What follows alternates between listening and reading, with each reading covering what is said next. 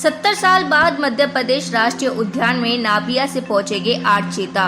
70 साल बाद मध्य प्रदेश के कुनापालपुर राष्ट्रीय उद्यान में नाभिया से 8 चीता पहुंचेंगे, जिनमें 5 मादा चीता और 3 नर चीता होंगे। इस तरह से भारत में 1952 में विलुप्त घोषित हुए चीतों को सैलानी एक बार फिर से इस राष्ट्रीय उद्यान में देख सकेगी। प्रदेश में जातिगत भेदभाव का मामला सामने आया है। ऊंची जातियों के लोगों के बर्तन से पानी पीने को लेकर एक दलित व्यक्ति की लोहे और लाठियों से पिटाई की। पुलिस से मिली जानकारी के मुताबिक जैसलमेर के डिंगा गांव के रहने वाले राम ने रिपोर्ट देकर बताया कि रात करीब 8 बजे के लगभग वह अपने बाइक से गांव में ही कोई सामान लेने गया था। इसी दौरान जब वह वापस लौटा तो उसने गांव में ही एक दुकान में रखे मटके से पानी पिया। पुलिस ने कहा कि 4-5 लोगों ने उसके साथ दुर्व्यवहार किया है और बर्तन से पानी पीने के लिए लोहे की छड़ी और डंडों से उसकी पिटाई की है। विधान परिषद में धर्मांतरण विरोधी विधेयक पेश करेगी राज्य सरकार। विधानसभा में पहले ही हो चुकी है पारित। कर्नाटक विधानसभा में पारित होने के बाद कर्नाटक सरकार कर्नाटक विधान परिषद में धर्मांतरण विरोधी विधेयक पेश करेगी। इस विधेयक में धर्म की स्वतंत्रता के अधिकार की सुरक्षा और बलपूर्वक अनुचित प्रभाव, जबरदस्ती, प्रलोभन या किसी भी कपट तरीके से एक धर्म से दूसरे धर्म में गैर कानूनी अंतरण पर रोक लगाने का प्रावधान है। गोवा में बीजेपी के साथ कांग्रेस विधायक दल का हुआ विलय। विधानसभा स्पीकर ने की पुष्टि। विधानसभा स्पीकर तावड़कर ने बताया कि कांग्रेस विधायकों द्वारा किए गए रिजोल्यूशन को देखने के बाद उन्हें इस बात की जानकारी हुई है कि उनके पास आवश्यक संख्या बल है। गोवा के कांग्रेस के 11 में से 8 विधायकों ने विधायक दल का भाजपा में विलय करने का प्रस्ताव पारित किया था। 40 सदस्यीय विधानसभा में अब बीजेपी के पास 28 विधायक है। ये आंकड़ा 8 कांग्रेसी विधायकों के शामिल होने के बाद है। शराब घोटाले के मामले में स्पेशल सीबीआई कोर्ट का आदेश। सत्येंद्र जैन से जेल में ही पूछताछ करे ईडी। ईडी ने शराब घोटाले के संबंध में सत्येंद्र जैन से पूछताछ के लिए 3 तारीख मांगी थी। इस मामले में सुनवाई करते हुए विशेष सीबीआई कोर्ट ने ये आदेश दिया है। दिल्ली के स्वास्थ्य मंत्री सत्येंद्र जैन आय से अधिक संपत्ति के मामले में जेल में बंद है। गायक दलेर मेहंदी को मिली राहत। पटियाला कोर्ट की सजा को हाई कोर्ट ने किया निलंबित। मशहूर सिंगर दलेर मेहंदी को पटियाला की कोर्ट द्वारा सुनाई गई सजा को पंजाब एवं हरियाणा हाई कोर्ट ने निलंबित कर दिया है। सजा के खिलाफ अपील को हाई कोर्ट ने सुनवाई के लिए एडमिट कर लिया है। खेलते खेलते बोरवेल में गिरी 2 साल की बच्ची, 1.5 घंटे बाद पहुंचाई ऑक्सीजन। दौसा जिले की बंदी कोई में सुबह 11 बजे 2 साल की बच्ची 200 फीट गहरे बोरवेल में गिर गई। मासूम करीब 100 फीट की गहराई में फंसी है। हादसे के करीब 1.5 घंटे बाद बच्ची तक ऑक्सीजन पहुंचाया गया। एसडीआरएफ और प्रशासन की टीमें बचाव कार्य में जुटी हुई है। राज्यपाल से मिले पंजाब भाजपा के प्रतिनिधि मंडल। ऑपरेशन लोटस के आरोपों के बीच पंजाब भाजपा के प्रदेश प्रधान अश्विनी शर्मा के नेतृत्व में भाजपा का एक प्रतिनिधि मंडल राज्यपाल से मिला। भाजपा ने आप विधायकों की खरीद फरोख्त संबंधी आरोपों की सीबीआई से जांच करने की मांग उठाई है। सीएम सोरेन ने भाजपा पे लगाए आरोप। झारखंड के मुख्यमंत्री हेमंत सोरेन ने आरोप लगाया है कि भारतीय जनता पार्टी भ्रम के वातावरण का इस्तेमाल कर अनैतिक रूप से राज्य में सत्ता हथियाने का प्रयास कर रही है। दरअसल पिछले कई दिनों से प्रदेश में सियासी पारा चढ़ा हुआ है। स्वीडन की पहली महिला प्रधानमंत्री एंडरसन ने दिया पद से इस्तीफा। मैग्डलेना एंडरसन की गठबंधन सहयोगी पार्टी यूनियन ग्रीन पार्टी ने 2 पक्षीय अल्पसंख्यक सरकार छोड़ दी। इसकी वजह से एंडरसन गठबंधन सरकार का बजट पास नहीं कर पाई। इस पूरे प्रकरण के बाद एंडरसन ने पद संभालने से पहले ही इस्तीफा दे दिया। यूक्रेन से लौटे मेडिकल छात्रों का भारत के कॉलेजों में दाखिला संभव नहीं।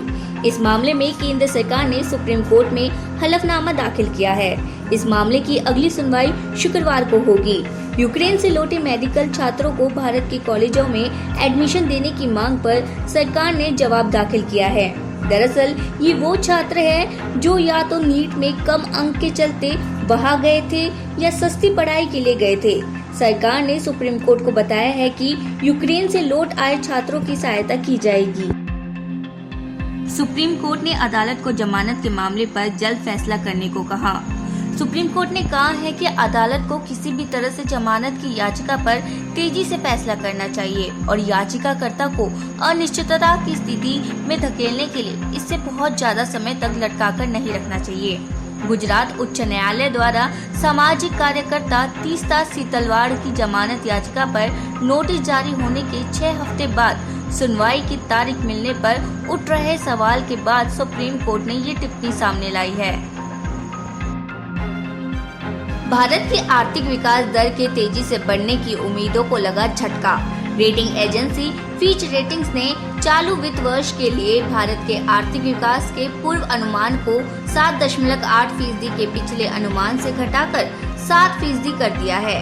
फिच ने कहा है कि जून में लगाए गए 7.8% की बढ़ोतरी के अनुमान की तुलना में अब उसे 2022-23 में भारतीय अर्थव्यवस्था के 7% को दर से ही बढ़ने की उम्मीद है।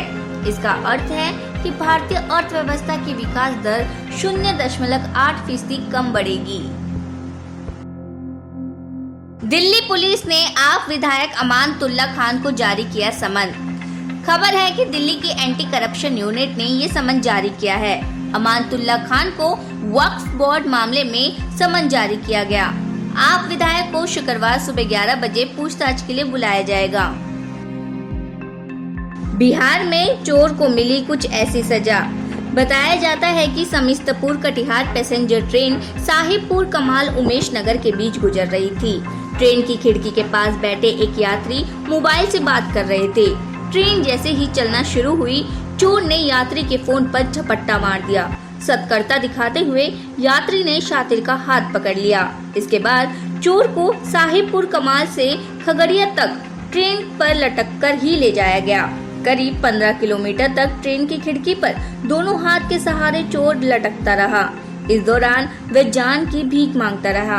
अंत में साहिबपुर कमाल थाना क्षेत्र के नया टोल निवासी चोर पंकज कुमार को खगड़िया में जीआरपी के हवाले कर दिया गया। चुनावी बॉन्ड योजना को चुनौती देने वाली याचिकाओं पर 19 सितंबर को सुप्रीम कोर्ट में सुनवाई। केंद्र सरकार की ओर से 2 जनवरी 2018 चुनावी बॉन्ड योजना की अधिसूचना जारी की गई थी।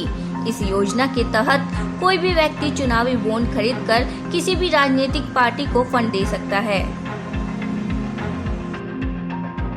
सोनाली फोगाट मामले में सीबीआई ने दर्ज की एफआईआर। सोनाली फोगाट मामले की जांच अब सीबीआई करेगी। गुरुवार को एफआईआर दर्ज कर ली गई है। अभी हाल ही में सीबीआई जांच की सिफारिश गृह मंत्रालय ने की थी। पिछले महीने सोनाली फोगाट की गोवा एक रेस्टोरेंट में मौत हो गई थी, जिसके बाद उनकी हत्या की आशंका जताई गई थी। फास्ट ट्रैक अदालतों में सबसे ज्यादा पेंडिंग मुकदमा उत्तर प्रदेश में। देश भर की फास्ट ट्रैक अदालतों में महिलाओं, बच्चों और वरिष्ठ नागरिकों के खिलाफ जघन्य अपराधों के लंबित 13.81 लाख मामलों में उत्तर प्रदेश की हिस्सेदारी 70% से अधिक है।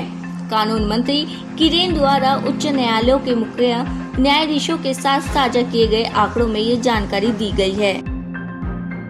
टेनिस के दिग्गज खिलाड़ी रोजर फेडरर ने संन्यास लेने की घोषणा की।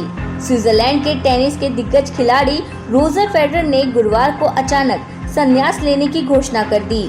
अगले हफ्ते लेवर कप उनका अंतिम एटीपी इवेंट होगा। इसके बाद वह किसी भी ग्रैंड स्लैम में हिस्सा नहीं लेंगे। एससीओ समिट के लिए समरकंद पहुंचे प्रधानमंत्री नरेंद्र मोदी। सगाई सहयोग संगठन के राष्ट्रीय अध्यक्षों की परिषद की 22वीं बैठक में भाग लेने के लिए प्रधानमंत्री नरेंद्र मोदी उज्बेकिस्तान पहुंच गए हैं। बता दें कि इस बैठक में एससीओ की गतिविधियों की समीक्षा की जाएगी और भविष्य में सहयोग की संभावनाओं पर भी चर्चा की जाएगी।